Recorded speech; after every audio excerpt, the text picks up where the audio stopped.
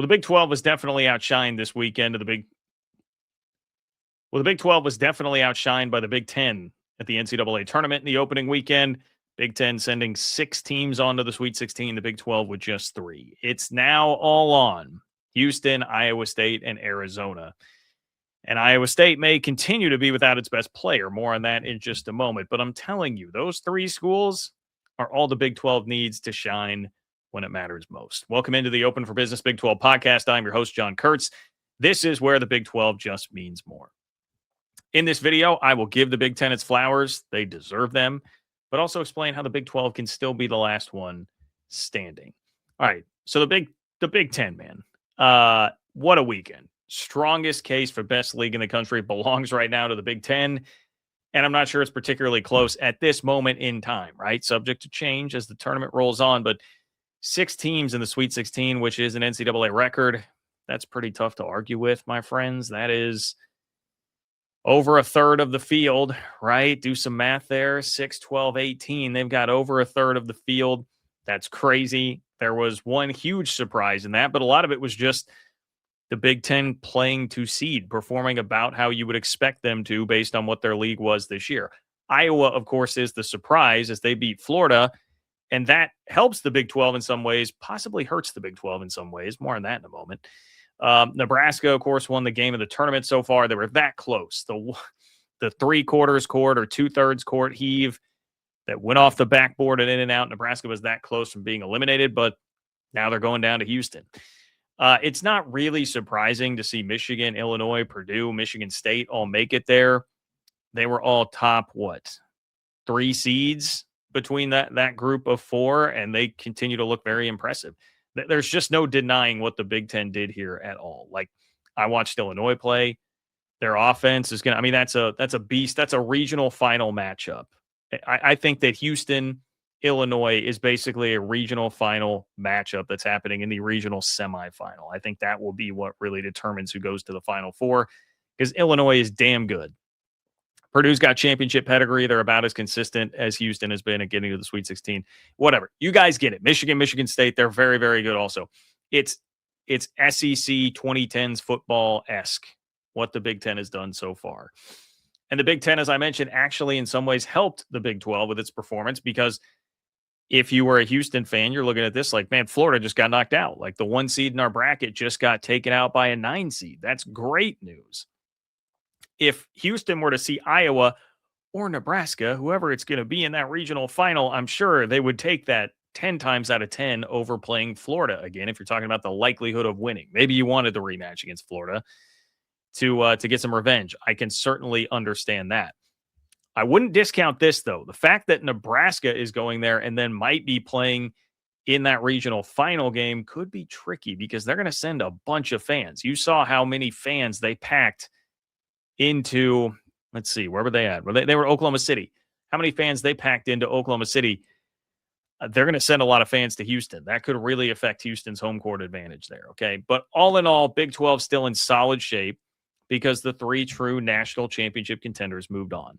And what really, truly matters here is winning a national championship. We've seen this with the SEC and Big 10, how it works in football. Win the national championship, that's what everyone will be talking about.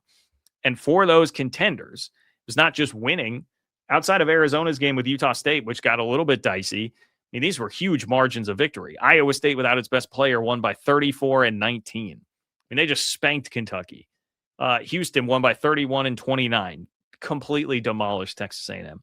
Arizona won by 34 and 12 and got pushed by Utah State, certainly. But the margin of victory there, man, pretty good stuff.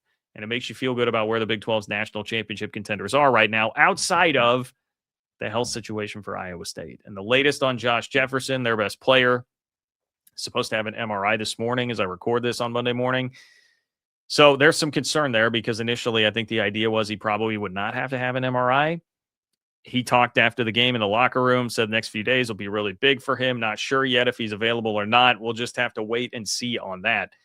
You know, can Iowa State beat Tennessee without him? I think they're certainly capable. If they can beat Kentucky by 19 without him, I think they're capable, but you would obviously rather have him. And if you're going to win a national championship, right, I mean, that's somebody that you are going to need. Now, as for Arizona, that case is a little bit different. Please do subscribe to the channel, by the way. Just one click makes a big difference. A lot of you watch, don't subscribe. It helps me if you do subscribe. Arizona got pushed by a really feisty Utah State team before pulling it out 78-66. This is a game I haven't talked about yet. I have videos on all these other teams. Jaden freaking Bradley, man. Jaden freaking Bradley hit so many tough shots every time that got down to like a 4 or 5 point game. He was the guy Arizona went to. I thought Braden Burries looked a little bit shaky there, handling some of the pressure when the game was getting tight. And that's when you need a guy like Jaden Bradley. That's why, agree or disagree, he was Big 12 Player of the Year. Mo Krivas, by the way, 11 points, 14 rebounds, 7 of 8 at the free throw line, right? That was really critical too. He hit some big free throws and grabbed some monster offensive rebounds when they needed it. So it was more I know it's crazy to call Jaden Bradley an unsung hero when he was Big 12 Player of the Year, but it's not Koa Pete or Braden Burries, the 2 lottery picks, right? It's the experience and the big size of Krivas inside that really mattered. So a game when Arizona shot just 39%, they win the grinder. They win the grinder because they are built to do that. They're built to win any way possible. That's why, to me, they are the national championship favorite right now. Houston did a video about them, blasted A&M, looked great. All those teams, I think, to me, performed above expectation level. Now, performed at expectation level in the Big 12, I'd say TCU, and maybe slightly above, actually. Maybe it's not even fair to say at expectation for TCU. Great win over Ohio State, and then fought Duke tooth and nail for about 2/3 of that game until the missed goaltend and the technical, and then it got away from them. UCF, as a 10 seed, definitely gave a good effort against UCLA.